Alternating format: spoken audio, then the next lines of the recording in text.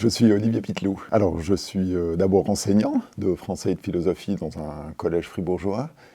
Je suis papa de 3 enfants, je suis marié et je suis écrivain aussi. C'est une passion, c'est un loisir. Je ne vis pas de mon travail d'écrivain, donc c'est vraiment une passion. Ça a une toute petite place, j'écris un quart d'heure chaque matin. Et puis ensuite, je laisse le reste de la journée arriver. Donc c'est une toute petite place, mais qui est centrale. Ça, c'est un long processus. Il faut les assembler et puis les mettre ensemble, trouver une intrigue. Donc c'est un long processus qui prend plusieurs années chez moi. Combler la faille, c'est mon 3e roman. Et puis c'est né d'un retour que j'ai reçu d'une de mes professeurs d'université qui avait beaucoup aimé le 2e, mais qui trouvait qu'il était entièrement noir, et puis qui trouvait qu'il manquait un petit peu de lumière et de couleur. Et puis j'ai essayé de construire, à partir d'un univers qui est très sombre, d'essayer de créer un personnage plus lumineux, qui est un peu inspiré de Corinne Aby.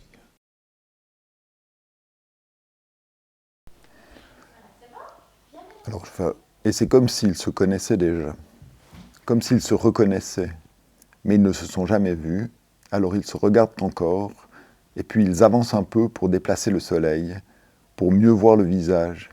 Mais il a déjà compris, même avant de voir vraiment, à cause des cheveux dorés et de quelque chose dans le corps, dans la façon de se tenir droit du corps, qui le renvoie en arrière, de 10 ans, ou peut-être moins. Il n'est pas sûr. Il n'a pas le temps de compter parce que c'est comme un éclair, mais dans la tête, et la petite ne bouge pas. Elle reste dans l'encadrement de la porte, dans l'odeur du bois travaillé, et c'est une évidence, une clarté qui illumine soudain la grisaille des maisons où la brique prend maintenant le dessus, et parfois le béton, comme à l'église qu'elle a aperçue d'en haut, mais elle n'est pas descendue tout de suite, elle n'a pas traversé le village, elle a fait un détour jusqu'à la sortie, et puis le long du sentier escarpé que plus personne ne prend parce qu'il a la route maintenant, et puis elle s'est approchée de l'atelier, pas parce qu'elle l'a vu, mais parce qu'elle a senti l'odeur du bois, comme dans la forêt en haut, mais autre, parce que le bois a changé de forme.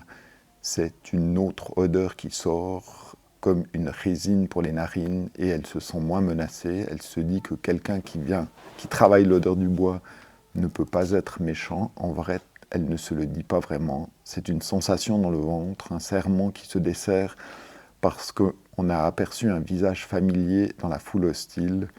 Alors, elle s'avance vers l'atelier jusqu'à la porte qui est ouverte, qui est toujours ouverte. Elle l'apprendra de celui qu'elle appellera bientôt le patron, quand il l'aura installé là-haut dans le galetas, qu'il aura fait une chambre là-haut, sous le toit, à l'endroit où il y a l'ouverture, comme une fenêtre vers le ciel. Elle regardera l'endroit avec des yeux ébahis. Ce sera la première fois qu'elle dormira dans une vraie maison, et plus seulement dans le cabanon, et le patron sourira de cet étonnement. Il dira « Tu peux t'installer ici », et les mots résonneront avec ceux prononcés il y a bientôt 10 ans, comme si l'histoire reprenait après avoir été interrompue, et quelque chose dans une chaleur au creux du ventre s'est mis à sourdre, la trace d'une sensation au bout des doigts qui commençait à disparaître quand la petite s'est avancée dans le soleil. Et là, tout est revenu d'un coup, comme une explosion sucrée dans la tête et dans le corps, et dans une fracture du temps, il a revu la jeune femme venue de la forêt, celle que les autres appelaient la sauvageonne, et les nuits où elle est descendue dans la maison, le fils et la belle-fille étaient partis quelques jours pour les affaires qu'ils avaient dit, et ils s'étaient croisés dans l'escalier du grenier, et les deux s'étaient arrêtés, surpris par le silence de la maison et la profondeur de la pénombre, et puis, après tout, tout s'était précipité. Alors je vais prendre le premier mystère. Caressez-vous le rêve qu'un jour vos livres soient intégrés au programme scolaire valaisan? Ah, ça serait une belle chose. Alors, je ne sais pas si c'est dans les programmes scolaires valaisans, il pourrait être aussi dans les programmes scolaires fribourgeois. Ça serait, je serais très intéressé, je serais très content, très honoré si c'était le cas. Je pense que Mes romans, pour l'instant, ouais, ils parlent vraiment du Valais, d'un endroit du Valais, avec une part très sombre, mais oui, oh, je serais très content.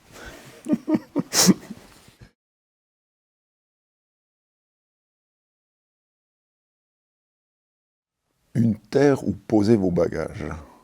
Alors, je crois que j'ai déjà une terre où j'ai posé mes bagages, c'est la terre fribourgeoise, mais je pense que j'aspire à revenir, à revenir ici. C'est une discussion qu'on a toujours avec mon épouse pour savoir où chacun sera enterré, puisqu'on n'est pas de terre fribourgeoise, puis moi, ça sera ici, en Valais.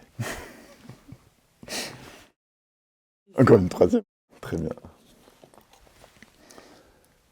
Si vous étiez à un moment de la journée, alors je serais l'aube.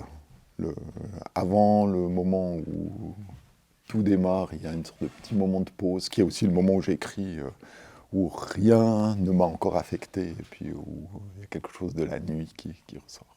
La nuit, c'est plutôt quelque chose de très ressourçant pour moi, donc je la vois pas quelque chose comme très négatif.